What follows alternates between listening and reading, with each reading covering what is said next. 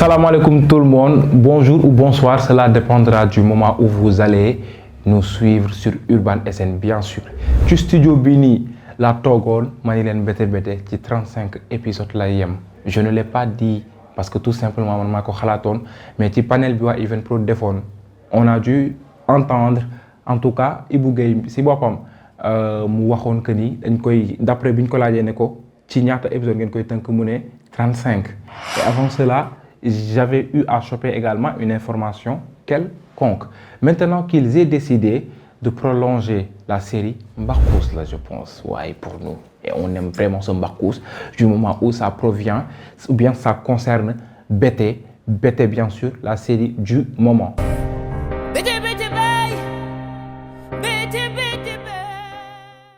Lenn rek la am comme crainte manam lu may tiit que scénario bi mujju flop comme li ma wax. Au niveau des commentaires, je vois qu'on dit qu'il s'agit de Event Prod, duñu flop. Donc je pense que di ngeen tenir compte si loolu noonu def ci seen kéem kattan comme ni ma waxee woon la dernière fois rek xel dafay sonn mais heureusement que je pense qu'il y a plusieurs têtes, plusieurs esprits, c'est-à-dire plusieurs scénaristes autour du concept BT. Donc ku ci sa xel sonn rek bilaay walaay bul forcer toogal nga may ñee ñu continuer mbir mi bu ko defee ñu gën a retrouver en tout cas ñu bañ a wàcc fi ñu nekk bu mu flop parce que bëgguma toog fii nii di waxaat ay dafa flop waaye kon damay am gàcce damay am kii quoi waaye effectivement ma leen moo windi ñu dem. Donc di ngeen ma gis bien évidemment avec mon bleu. J'ai vu également vos interpellations par rapport à l'épisode passé. On a retrouvé énormément de bleu. Mais je pense également que vous devrez noter le jaune qui était aussi un peu omniprésent, surtout côté Nyom Bassine et tout. Et je ne cesse, depuis le début de la série, vous noter, ou bien vous faire des remarques par rapport à ces deux couleurs-là, moi, le bleu et le jaune. Et je pense avoir également fait plusieurs analyses par rapport à ça. Maintenant, chaque épisode, voilà, en fait, au fil de diffusion et tout ça, connotation, analyse, peut changer par rapport à la couleur. Seulement que le contexte général, franchement, de changer du moment où ces deux couleurs qui, au niveau de la palette, se confrontent, ce qui, en tout cas, pose une idéologie ou bien un esprit de dualisme, de dualité bien sûr. Madame, des deux camps qui se confrontent et bien évidemment le camp des BT, des purs sangs et des sangs mix bien sûr. Madame, pas des sangs mais plutôt des castés. Voilà, ceux qui ne veulent pas mixer leur sang et ceux qui sont castés bien sûr. Donc cette dualité. Maintenant, d'après moi, ce que j'ai dû comprendre, voilà, ce que je me suis fixé, c'est que, en tout cas, si nous avons une place, jaune, du moins où jaune, renvoyé à l'or et tout ça, à l'or, mais aussi c'est à la noblesse. Voilà, après, vous avez quand belé. Maintenant, l'épisode bini passé, on va garder toujours le même état d'esprit par rapport à cette dualité et tout, mais je pense que le bleu dans cet épisode, omniprésent, représentait plus le calme, la douceur, en tout cas le retour du calme, parce qu'on en avait besoin. Depuis lors, il n'y avait que de la tension. Maintenant qu'il y a réconciliation entre guillemets, parce que j'ai beaucoup qui vidéo bi ngeen baal ma xam naa dinañ ne seytaane la mais arrangé wu ma madame Sall warul jubóog alkaali dañoo di nekk si safara chaque jour ba sëy bi tas bu sëy bi tasul it mu takk daba caam mais waruñoo juboo ngeen baal ma après y en a qui vont dire non xam nga rek nañ ci xool doom yi dañu war a nangam parce que sëy nañ ay kii déedéet man de xooluma si loolu waaw. Et quand je parle de calme, ce n'est qu'un calme avant la tempête. Maanaam dafa seddagum nii rek en attendant beneen perturbation di amaat mbir mi dafa seddagum rek dafa dalagum en attendant beneen élément de perturbation beneen élément perturbateur di dugg si et je pense que élément boobu noonu dugg na depuis lors. Et je n'ai également cessé de faire cette remarque maanaam le fait que monsieur Sow ne porte ou bien ne met que du bleu depuis bi muy apparaître ak léegi à part juste bi ñu ko fekkee këram mu sol maillot bi et tout ça mais li muy ñëw kër alkaali yëpp bleu lay sol. Alors ce bleu, qu'est-ce que cela peut signifier? Est-ce que c'est tout simplement comme ni ma ko waxee woon il nous joue un double jeu après c'est ce qu'on a découvert le fait que mu ñëw affiché wu en tant que benn torodo alors que nekkul torodo bien sûr ok maanaam le fait que mu sol bleu bi c'est comme si en fait il s'est renseigné pour copier xam nga pour donner une bonne impression pour jox leen li ñu bëgg a gis jox leen image bi ñu bëgg a gis wala jox Marième Sall image bi mu bëgg a gis sol le bleu bi nga xam ne moom moo di représenter ñoom les bété pour en tout cas gagner seen confiance et le bleu est aussi symbole de confiance tout comme cela peut renvoyer à la manque de confiance du moment où c'est utilisé négativement ou bien contrairement en fait voilà et puis ce bleu dinaa ko indiwaat au fil de l'analyse pour indiwaat beneen symbolisme bu may xalaat oui alors bleu yi ñan ñoo ko soloon alkaali d'habitude couleur préférée bleu la je pense que jot ngeen def remarque bi ok voilà donc camp bété bi toujours maintenant il y a Marième defoon naa ci analyse bi passé bleu bi nga xam ne daf koy sol à chaque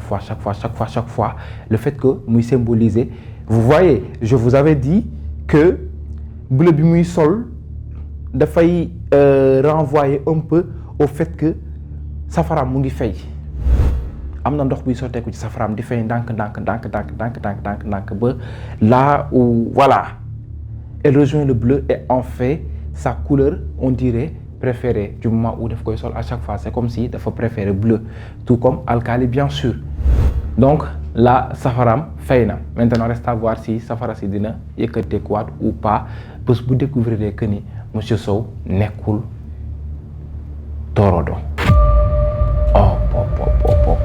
instant bi dafa bëgg profiter mariage ba mu am foofu la am lu ma neexee parce que comme li ma di wax jubóo bi neexuma bëgguma ñu jubóo warul am dafa war di tàng à chaque fois d'accord maintenant monsieur Sow ñëwal nekk sunu lawbe bi ci biir série bi waaw après Amadou am na benn certain Amadou bu ñu bëgg a may Chacha je me demande d'abord est-ce que Chacha a dû rencontrer Amadou est-ce que daje nañu fenn ci biir série bi parce que après bi ñu waxee xaw ma nan Amadou rek sama xel dafa dem ci monsieur Sow est-ce que nekkul moom lañu bëgg a may at Chacha aussi loolu bu amee sama xol bi dana sedd nag parce que ñii man dama yàlla baal lii di Marième Sall lii di Aïssata Kane yéenewuma leen jàmm nañ ma baal mais yéenewuma leen jàmm parce qu'elles ont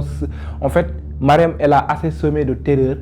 et maintenant que moom safaraam fay na Aïssata ñëw na ne moom mooy relever safara si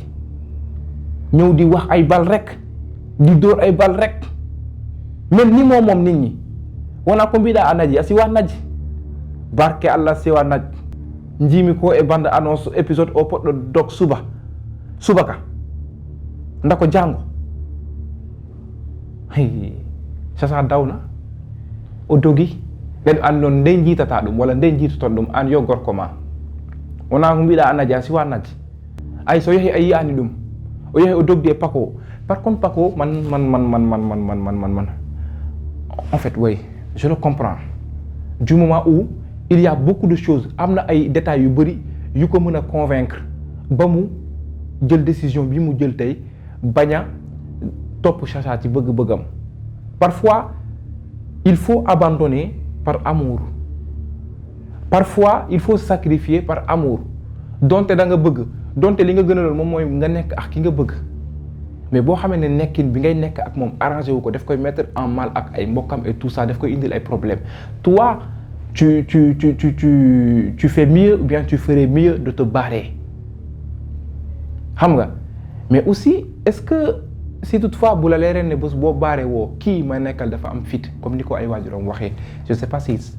Paco leer na ko ou pas dafa am fit ba mën na fàq et tout est-ce que doo continuer nekk ak moom rek pour éviter que loolu aussi on sait jamais maintenant fàq na hâte de demain pour xool fan la dem ak nan lay mujjee et li mu waxoon ci ay parents c'est confirmé ɓe gonani e jaam jiiduɗe neɗɗo leñol ngonon dimo bien sûr dimo c'est bété en wolof comme on dit et parfois day am benn polémique ci par rapport ak bété bété ñii naan non pur sang la ñii naan non du pur sang nangam bété bété moom mooy yow nga juddu ci famille boo xam ne ndey Njaay la sant baay sant Njaay wala Sow Fay voilà say ñaari waajur bokk en tout cas sant sa ay maam sa yoon newul ci ñoom parce que sa ay waajur mën nañu bañ a nekk bété bété yow nga nekk bété bété seen ay sant daje ñu nekk ay géer wala ñu nekk ay ñeeño kese yow nga nekk bété bété donc sa ay waajur la rek ñoom seen waajur ñu dépendre seen i waajur dépendre seen i ay waajur ainsi de suite ba arbre généalogique bi daal di jeex et en pulaar en pël Dimo moom mooy ku ay waajuram bokku sant donc je pense que concept bété bété foofu noonu leer na naññ Dimo woni mbo jiniraaɓe mum ɗiɗo jiidi hono wiyete yettode eyyi so jiniraaɓe ma ɗiɗo fof jiidi yettode o yette so dako o yette ba o yette kan wadde an ka Dimo d'accord alors malgré le fait que onon ko on dimoɓe on gonani e jaam donc être bété bété être pur sang n'est pas synonyme d'avoir la paix du cœur, n'est pas synonyme d'avoir un mariage basé sous fond de rose, de paix, de lumière, voilà quoi, d'étincelles et tout ça. Non. Donc cela ne tient pas. C'est comme, en fait, j'ai tenu ça dans un live avec de jeunes mamans, en tout cas une femme aussi qui fait des analyses sur bété bété et tout. On a tenu un live sur Instagram où on parlait de cela. Que ñoom en fait ils sont plus focus ci yar ci seen doom ci ay waaso alors que ñu ngi fàtte suñu borom déjà que suñu borom diglewu ko téere yi ñuy jëmale ci suñu borom waxuñ ko ci du ci alquran du ci bible bi du ci Coran du ci bible bi du ci benn texte bu sacré du benn kilifa diine wala kilifa aada bon peut-être aada je ne sais pas voilà mais en tout cas du be samay nekk si aada mais du benn kilifa diine buy taxaw ne la waroo takk yi parce que bokk leen waaso ci ay aada ngay dugg ñu lay wax loolu noonu moo tax parfois aada day kii amoo windeelu maa ngi wax rek fàtte windeelu alors Aïssata Kane on découvre que sa doom li mu doon wax dëgg la que yow ak sa jëkkër nekku leen ci jàmm et sa jëkkër li mu la wax non mais franchement dëgg la ajo daaki comment yéen seen éducation ci seen doom yépp ci lan la focus doo sëy ak géwél doo sëy ak géer doo rax sama deret sër bu weex bi ci kër gi du yow yaa koy taachal yow su ma la munoon a wannaat sax dama lay wannaat yéen seen doom jëlu leen seen temps yar leen ci alquran yar leen ci li leen yàlla digal et je pense que bu ngeen jëloo seen temps yar leen ci yoonu siratal mustaqim vous n'aurez jamais à avoir cette idéologie mais caduque, dépassée, qui ne devrait même pas avoir lieu au monde, qui ne devrait pas connaître jour. Chaque jour c'est comme ça. Limite vous oubliez Dieu. Et li ma si gën a frappé moom mooy li ñuy ñot di waaso sama doom du sëy du sëy ak diw mosoo leen gis ñu xëcc sujaada këppal. J'ai pas vu ça. Si vous avez vu, ramenez-moi. Mentionnez-moi les scènes ou bien les épisodes où ces scènes sont passées. Et j'ai bien aimé de ne les avoir jamais vus prier. Parce que ce serait un peu contradictoire, prier toujours, hein, faire usage d'avoir la foi en Dieu alors que tu es dans ces trucs, pas en tout cas valables dans le Coran, ni dans la Bible, en tout cas dans aucun texte sacré. C'est bien. Je n'ai jamais vu de chapelet, que ce soit muy kurus bi ñuy jullee ñun wala chapelet catholique yi gisuma kenn voilà gisuma leen religieux ci ñoom. Aïssata, elle n'a de vie que pour les voyages, elle n'a de vie que pour le business. Amul temps yar doomam te nee na mu ngi yar doomam ci doo sëy ak diw sër bu weex ba ko taasal yow sër ba noo def ba fóot ko sax bu fekkee yow amoo temps wu toog sa kër sër bu weex boobu noonu xanaa daa gàkk sër bu weex boobu noonu war naa xaa gis de ndax beesul tilim ba amul temps toog sa kër wala da nga ko lem rek denc ko foofu noonu mu mujj di xeeñ denc. Elle me saoule. Je pense que Marème va devoir prendre repos. ma dugg si Aïssata. Et concernant l'actrice qui a interprété le rôle, pour vous dire vrai, au début dama wax sama dëgg rek te yàlla tax au début je n'avais pas confiance parce que dama ne gëjoon na jouer et puis rôle yi ma ko tàmm gis muy jouer du rôle gangster gànc gajangeer quoi kuy soxor et tout donc mais la lune n'est pas la lune pour rien du tout hein. Kani n'est pas Kani pour rien du tout pour mu saf bay jàmbalay nit donc elle n'est pas comédienne pionnière pour rien du tout. Jouer avec les Cheikhou Gueye et voilà autant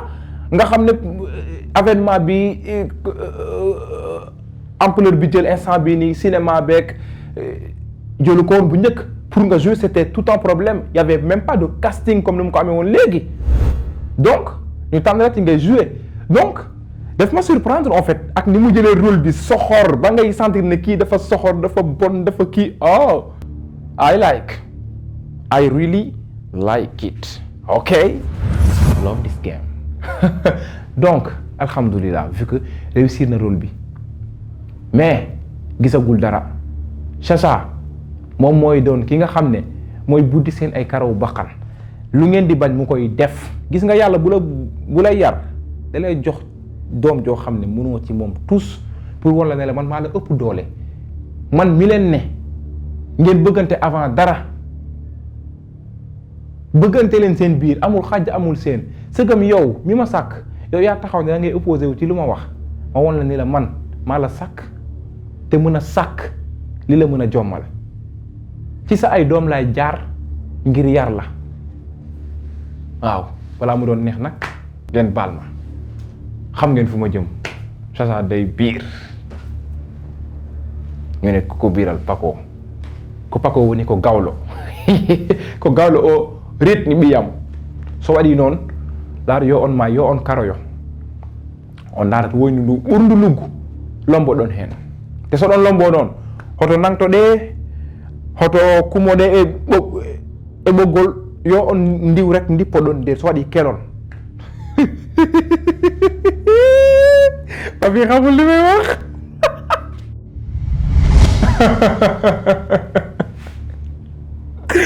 alors je parlais de Chacha vraiment j'ai hâte de cet épisode parce que damaa bëgg ñëw gis mu daw xam nga après ñu gis Paco dem wëri ko gis ko normalement war nañu mën a am lieu boo xam ne voilà Paco bu xalaatee dina xam ne fa la koy fekk maintenant bu fekkee ne moo xam ne kii jaral na ko lii kat bu ma gën a gore damay ànd ak moom ba fu mu yem neex quand même demal nga reconquérir ko Chacha reconquérir na Juma ba mu ñëw en parlant de Chacha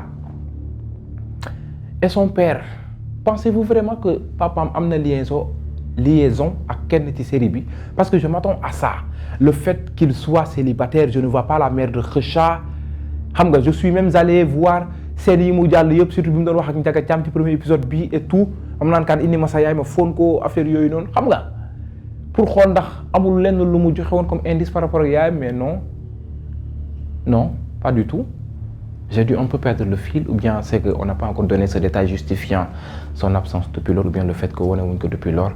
surtout concernant sa mère on aimerait vraiment les découvrir vu que on a prolongé la série et je pense qu'il y a du bagage à nous déballer donc on s'attend à ça on s'attend à vraiment ça léegi bu amee liaison kan la amal liaison et tout waaye Aïssata Kane Marème Sall bon je sais pas ñu ngi xaar pour xam il y a également un commentaire qui revient toujours Marème Sall bërkele ça on a dit ça ici et dans cet épisode dafa valser ci ñaari couleur le jaune et le bleu jaune la njëkk a jël déjà bi mu solee jaune bi ça peut symboliser déjà que bi mu solee jaune bi ça peut tout simplement symboliser le fait que mu rejoindre woon camp wu Makhoudia le fait que mu rejoindre idéologie wu Dieynaba Tall ñëw dëkk fa donc mu nangul ñeeño bi jaune bijou bi bijoutier ñeeño d'accord mais aussi le fait que mu valse ñaari couleur jóge ci jaune bi dem ci bleu bi mën na symboliser un bërkele wala une bërkelette c'est comme ça qu'on dit non Donc est-ce que c'est un choix anodin, genre est-ce que c'est par hasard couleur yi tombé wala c'est toujours dans le sens de cette dualité, dans le sens de symboliser les bété-bété et les ñeeño, et que Marème Sall a le son mix du bleu et du jaune, mix du bété-bété et du ñeeño, bien quelque chose comme ça. Alors dites-le-moi en commentaire ana lan ngeen ci xalaat ñu waxtaanee ko.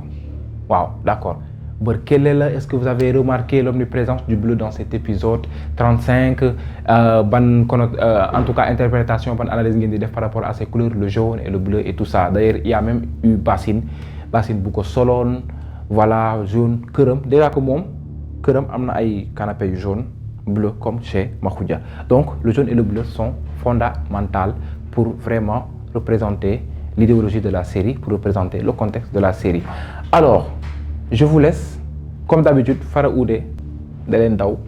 du coup cette année sur YouTube, d'accord, c'est une production avec l'acteur principal, Malcolm. Je vous retrouve dans une autre analyse, vu que Bété Bété a failli prolonger. En tout cas, ci Bété Bété, toujours, nous continuons l'aventure. Je vais vous dire, Jaajëf.